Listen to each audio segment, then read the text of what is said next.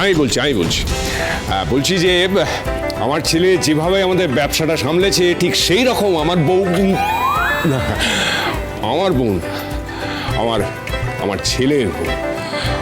আপনারা সবাই জানেন যে কিছুদিন আগে আমার ছেলের বিয়ে হয়েছে, বাড়িতে লক্ষ্মী এসেছে, আর মেয়েরা তো দশভুজা, 2 হাত দিয়ে 10টা কাজ করতে পারে। আর আমার বড় বৌমা সে না।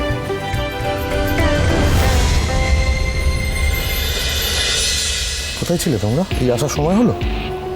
কিন্তু বাবা এসে কি দেখছি, আয়োজন তো সব ঠিকই আছে, কই পুজোয় তো বাধা পড়েনি। পড়তো আয়োজনও কিছুই ঠিক ছিল না। ইমনও বলে দিয়েছিল কিচ্ছু করতে পারবে না।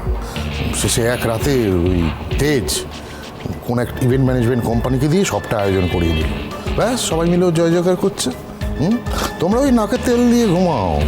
অপগণ্ড কোথাকার। সরি বাবা, আসলে আমি বুঝতেই পারিনি দাদা ভাই এরকম লাস্ট মোমেন্টে বাজি মেরে দেবে।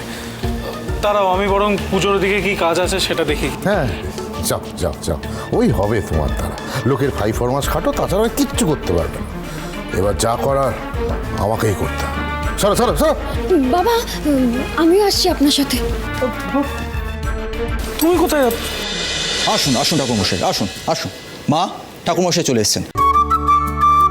ঠাকুরমশাই, যতটা সম্ভব আমরা আয়োজন করেছি, আপনি দয়া করে পুজোয় বসে যান। আর দয়া করে এটা লক্ষ্য রাখবেন, আবার যেন পুজোয় কোনো ভুলচুক না হয়।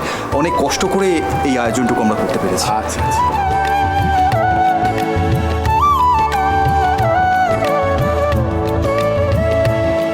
এ তো অপূর্ব আয়োজন।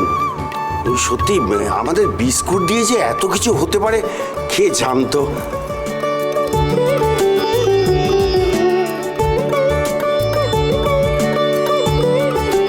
ঠাকুরমশাই, পুজো শুরু করুন এবার। হ্যাঁ, কিন্তু কথামা, আজ পুজোয় কে বসবে?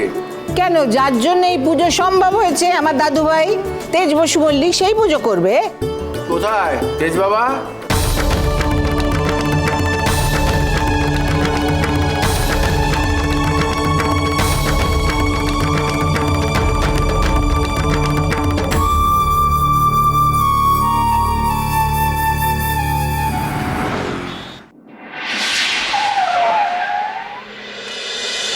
সত্যি জামাইবাবুর কি বুদ্ধি, তাই না? টুক করে এসএমবি ইভেন্ট ম্যানেজমেন্ট কোম্পানির নাম বলে সবটা কেমন ম্যানেজ করে নিল। এই না হলো ঝিনুকের জামাইবাবু। এই যে আপনিও দাদার থেকে কিছু শিখুন, এবার একটু স্মার্ট হন। এরকম ভাবে বলছেন কেন? আমি কি স্মার্ট নই? নিশ্চয় স্মার্ট। শোন ঝিনুক, আমার দেওর পৃথিবীর বেস্ট দেওর, বুঝেছিস? একদম।